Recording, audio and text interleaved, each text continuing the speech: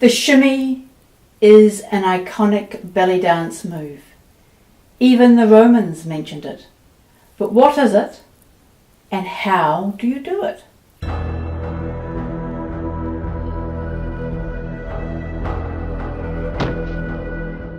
Hi, I'm Kashmir, and I want to follow up about the shimmy that I talked about some time back.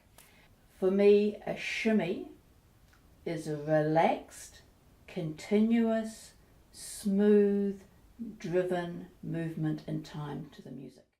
In theory, you can shimmy any part of your body, but in belly dance, it is the hips, the shoulders and chest that are most commonly used to shimmy. So we're not talking about the shimmy, but a shimmy. There's lots of different types of shimmy, and in this video, we're going to look at some of them. Now, my default shimmy, my default hip shimmy, is based on a hip rock that is sometimes called piston hips. Hips go up and down.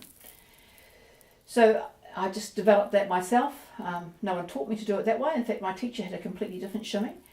But we go up and down at double time using the hip flexors, not the legs. The legs will move, but the drivers are in the hip flexors.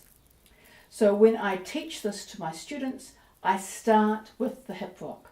So they've got to be able to do a hip rock, which is basically vertical, not too much sideways movement. As beginners, they will sometimes do a little bit, but basically we want to go up and down. We start at half time, boom, boom, boom. You can't see me because I've actually isolated it, but never mind.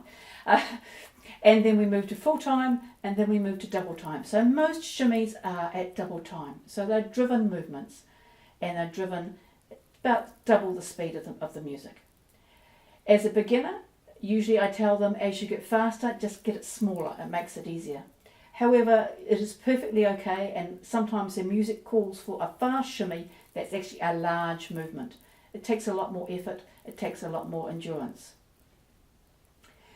The downside of saying, oh, as you get faster, you can get smaller, is that some people then start using not so much a shimmy, but more of a vibration. So they start getting tense. They stop breathing. Now, there is a move, the freeze, which is based on the fact that your muscles actually tighten up so much that they actually start vibrating on their own. But for me, and for most dancers, that's not a shimmy. That's a different movement. Now, many older dancers, their default shimmy is not up and down, but back and forward. So they actually use a washing machine, a hip twist, and they use that as the basis of their shimmy, and they make it very small and very fast. And it's driven by the abs.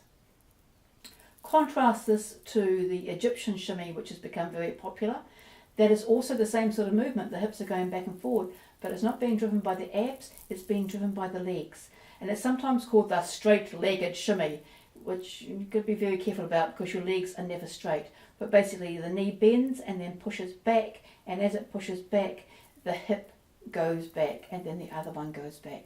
So if you're learning this one, what you'll often do is you'll sit on the floor with your legs out and you lift one knee off the floor, then bring it down and then bring the other knee off the floor. What's important is that you don't slam your knees into the floor. You never straighten your legs, and you never go, if you've actually got very flexible knees, some people's knees will actually go inside out, and you certainly don't do that. So you learn control, and that there will bring you up into quite a different shimmy. Some people will actually do a piston shimmy in a similar manner using their legs. Some people will use a similar thing to my piston shimmy using their legs, and the emphasis is not on the hips anymore. It's not the hips going up and down, but the knees going back and forward on the dress. And that can be quite an interesting look. It's a shimmy, but the eye is drawn to the fabric actually moving with the knees behind it.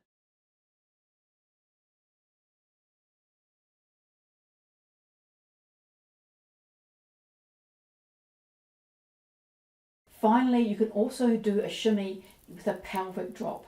You don't tend to see this in Egyptian, more sort of Turkish. And again, you've got to be very careful that you don't overextend the lower back. So you can actually drop until it actually becomes a shimmy. In all the shimmies, it's really important to keep the non-driving muscles relaxed. So you need to breathe and relax. So For example, if I'm doing a hip shimmy, then what you'll find is my thighs and my butt will be going flopper, flopper, flopper, flopper, flopper. It's relaxed. You see the hips coming up and down, and you see that everything else is relaxed. Taking this to extreme, you can actually get a thing that's not a shimmy, which is a reverb. So you can, if you can completely relax your muscles and walk, you can actually get the blubber, blubber, blubber actually happening. This has nothing to do with being fat. This is about being able to relax. So you can be as thin as you like, relax the muscles, and you'll get the flubber, flubber, flubber happening.